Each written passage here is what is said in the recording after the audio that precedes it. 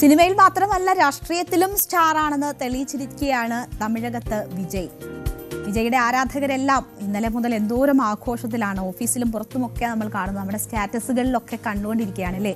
വിജയുടെ ആരാധകർ വലിയ ആവേശത്തിലാണ്. അത് തമിഴ്നാട്ടിൽ മാത്രമല്ല കേരളത്തിലും മറ്റ് സംസ്ഥാനങ്ങളിലും ഒക്കെ അങ്ങനെ തന്നെയാണ്. എന്തായാലും ഏറ്റവും വലിയ ഒറ്റകക്ഷിയായി തെരഞ്ഞെടുക്കപ്പെട്ടു.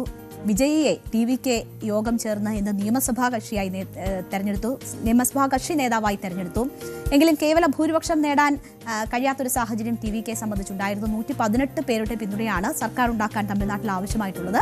എന്നാൽ അതില്ല. അതിന് ഏതാണ്ട് 11 MLA-മാരുടെ ഒരു കുറവ് വരുന്നുണ്ട്. ഈ ഘട്ടത്തിൽ എന്തൊക്കെയായിരിക്കും വിജയുടെ സാധ്യതകൾ എന്ന ചർച്ച വളരെ സജീവമായിരുന്നു. എന്തായാലും ഏറ്റവും ഒടുവിൽ വരുന്ന വിവരം അനുസരിച്ച് വിജയ് കോൺഗ്രസിന് കൈകൊടുക്കാൻ തീരുമാനിച്ചിരിക്കുന്നു എന്നതാണ് മനസ്സിലാകുന്നത്. അങ്ങനെ ഒരു കത്ത് നൽകിയിരിക്കുന്നു എന്നതിന്റെ വിവരങ്ങളാണ് വരുന്നത്. അപ്പോൾ അതിന്റെ സാധ്യതകളാണ് നമ്മൾ പരിശോധിച്ചത്. വിജയ്ക്ക് മുന്നിൽ ഉണ്ടായിരുന്ന സാധ്യതകൾ: ഏറ്റവും വലിയ ഒറ്റകക്ഷിയായി TVK വരുന്നു. മാജിക് നമ്പറിലേക്ക് എത്താൻ, കേവല ഭൂരിപക്ഷത്തിലേക്ക് എത്താൻ വിജയ്ക്ക് വേണ്ടത് 11 പേരുടെ പിന്തുണയായിരുന്നു. അപ്പോൾ തമിഴ്നാട് നിയമസഭാ തെരഞ്ഞെടുപ്പിലെ കന്നി അംഗത്തിൽ തന്നെ TVK നേടിയെടുത്തത് 108 സീറ്റാണ്.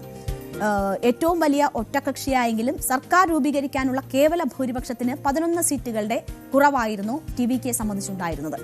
വിജയ് 2 മണ്ഡലത്തിൽ മത്സരിച്ചിരുന്നു. ആ ഒരു മണ്ഡലം എന്തായാലും വിജയ്ക്ക് ഒഴിയേണ്ടി വരും. അതുകൊണ്ട് ഈ 108 എന്ന സംഖ്യ 107 മാറും. പിന്നീട് 118 എത്താൻ 11 അംഗങ്ങളുടെ പിന്തുണ വിജയ്ക്ക് വേണ്ടിവരും. അപ്പോൾ 11 പേരുടെ കുറവാണ് ഉണ്ടായിരുന്നത്. 234 അംഗ നിയമസഭയിലെ മാജിക് നമ്പർ 118 അപ്പോൾ എന്ത് ചെയ്യും TVK എന്നതായിരുന്നു ഈ മണിക്കൂർ വരെ തമിഴകത്ത് ഉയർന്നു കേട്ടിരുന്ന ഒരു ചോദ്യം. എല്ലാവരും ഉറ്റുനോക്കിയിരുന്നത് ആരോടൊപ്പം വിജയ് ചേരും എന്നതാണ്. നമുക്കറിയാം, ദ്രാവിഡ പൊളിറ്റിക്സ് ആണ് തമിഴ്നാടിനെ സംബന്ധിച്ചുള്ളത്. അത് ഉയർത്തിക്കാട്ടി തന്നെയാണ് വിജയും മത്സര രംഗത്തേക്ക് വന്നത്. വിജയ് DMK അങ്ങേയറ്റം ഈ തെരഞ്ഞെടുപ്പിൽ എതിർത്തിട്ടുണ്ട്. BJPയെയും അതുപോലെ തന്നെ അകറ്റി നിർത്തിയിട്ടുണ്ട്. കരൂർ ദുരന്ത സമയത്തൊക്കെ വിജയിയെ വേട്ടയാടുന്ന സമീപനം സ്വീകരിച്ചു എന്നത് നമ്മൾ കണ്ടതാണ്. ജനനായകൻ സിനിമയുടെ റിലീസുമായി ബന്ധപ്പെട്ടൊക്കെ കേന്ദ്രവുമായുള്ള ഏറ്റുമുട്ടൽ തെരഞ്ഞെടുപ്പിന് മുമ്പേ തന്നെ തുടങ്ങിയിട്ടുണ്ടായിരുന്നു വിജയ്. അപ്പോൾ വിജയുടെ മുന്നിലുള്ള വഴികൾ എന്തൊക്കെയാണ്, സാധ്യതകൾ എന്തൊക്കെയായിരുന്നു എന്നതായിരുന്നു. ഒരു സാധ്യത വിജയുടെ മുമ്പിൽ ഉണ്ടായിരുന്നത് ചെറു പാർട്ടികളുടെ പിന്തുണയോടെ സർക്കാർ രൂപീകരിക്കാൻ നീക്കം നടത്തുക എന്നതായിരുന്നു. നിലവിൽ DMKയുമായി സഖ്യത്തിലുള്ള കോൺഗ്രസ്, CPI, CPM, VCK തുടങ്ങിയ പാർട്ടികളുടെ പിന്തുണ തേടിക്കൊണ്ട് അധികാരം പിടിക്കുക എന്ന സാധ്യതയായിരുന്നു വിജയുടെ മുമ്പിൽ ഉണ്ടായിരുന്നത്. ഇപ്പോൾ വിജയ് ആ സാധ്യത തന്നെ തേടുന്നു എന്നതാണ് നമ്മൾ മനസ്സിലാക്കുന്നത്. റിസൾട്ട് വന്ന ഘട്ടത്തിൽ തന്നെ കോൺഗ്രസ് അധ്യക്ഷൻ രാഹുൽ ഗാന്ധി വിജയുമായി ചില ആശയവിനിമയങ്ങൾ നടത്തിയെന്ന റിപ്പോർട്ടുകൾ വന്നതാണ്. വിജയിയെ ഒപ്പം നിർത്താനുള്ള നീക്കം കോൺഗ്രസിന് താല്പര്യമുള്ളതായിരുന്നു. പക്ഷേ DMK എന്ന DMKയുടെ സഖ്യം വിട്ട് TVKയ്ക്കൊപ്പം പോകാനുള്ള ബുദ്ധിമുട്ടായിരുന്നു. അല്ലെങ്കിൽ DMKയുടെ വലിയ രീതിയിലുള്ള സമ്മർദ്ദം ഒക്കെ കോൺഗ്രസിനെ ആ നീക്കത്തിൽ നിന്ന് പിന്തിരിപ്പിച്ചതാണ്. കോൺഗ്രസിനുള്ളിൽ തന്നെ അതിൽ അഭിപ്രായ ഭിന്നതകൾ ഉണ്ടായിരുന്നു. ആ ഘട്ടത്തിൽ DMKയിൽ തന്നെ ഉറച്ചു നിൽക്കാൻ തീരുമാനമെടുക്കുന്നു. പക്ഷേ തെരഞ്ഞെടുപ്പ് ഫലം വലിയ തിരിച്ചടിയാണ് ഉണ്ടാക്കിയിരിക്കുന്നത്. കോൺഗ്രസിനെ സംബന്ധിച്ച് അവർക്ക് 5 സീറ്റാണ് ലഭിച്ചിട്ടുള്ളത്. അപ്പോൾ സ്വാഭാവികമായും ഇപ്പോൾ തോൽവിയുടെ ഘട്ടത്തിൽ മറ്റു ചിന്തകൾക്ക് കോൺഗ്രസ് കൂടി തയ്യാറായി. രാഹുൽ ഗാന്ധി ആശയവിനിമയം നടത്തിയെന്നുള്ള വാർത്തകൾ ഉണ്ടായിരുന്നു. ആ വാർത്തകൾ സ്ഥിരീകരിച്ചുകൊണ്ട് തന്നെ KC വേണുഗോപാലും ഇന്ന് സംസാരിച്ചിരുന്നു.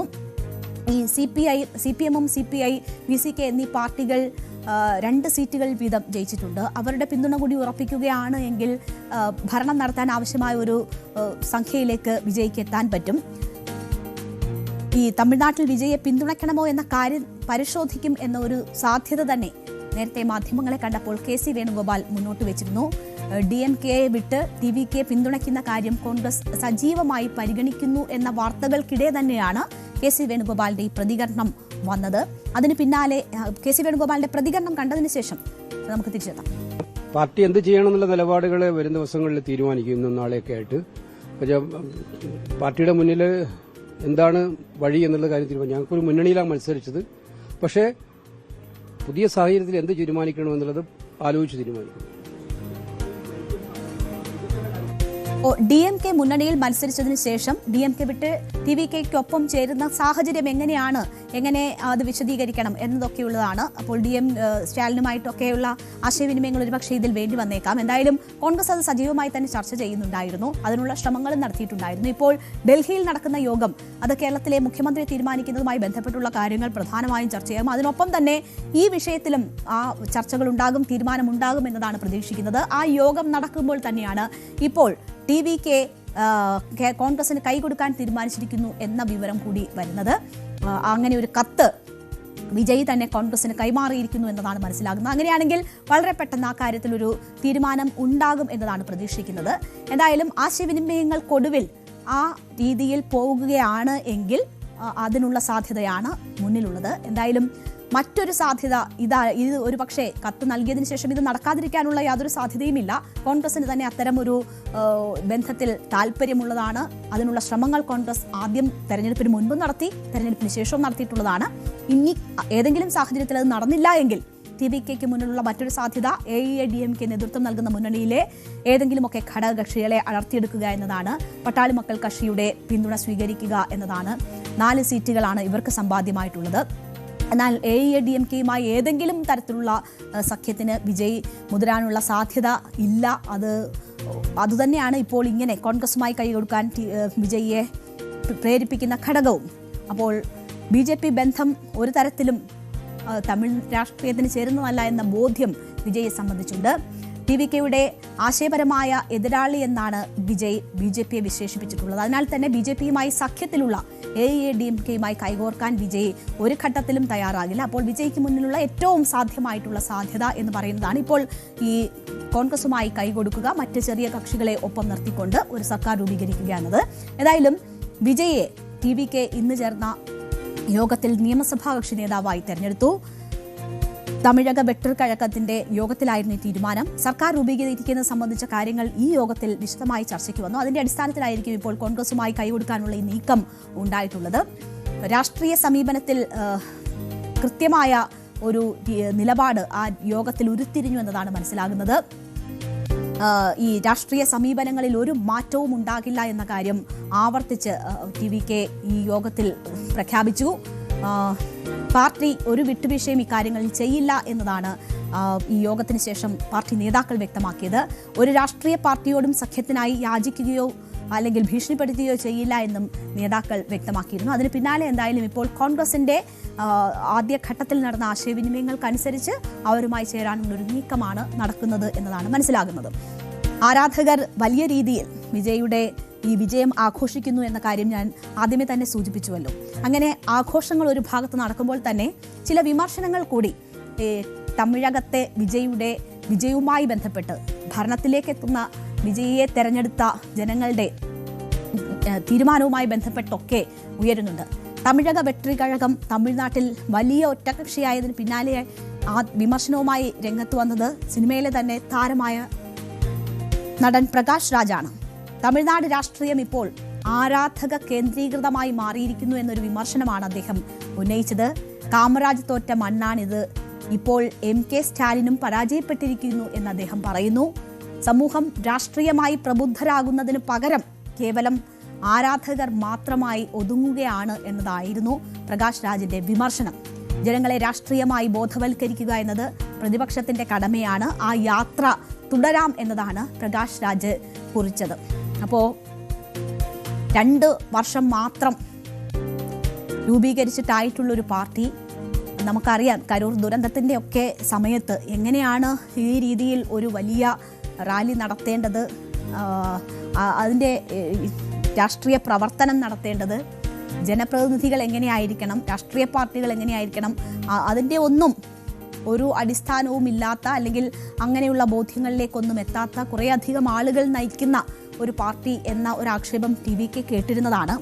അപ്പോൾ ആ രീതിയിലുള്ളൊരു പാർട്ടി വളരെ ചുരുങ്ങിയ സമയം കൊണ്ട് തന്നെ അധികാരത്തിലേക്ക് എത്തുന്നു. അങ്ങനെ ആ പാർട്ടിക്ക് ഭരണം നടത്താൻ ആവശ്യമായ മാൻഡേറ്റ് കൊടുത്ത ജനങ്ങൾ, ആ ജനങ്ങളുടെ രാഷ്ട്രീയ ബോധത്തെയാണ് പ്രകാശ് രാജ് യഥാർത്ഥത്തിൽ വിമർശിച്ചിരിക്കുന്നത്.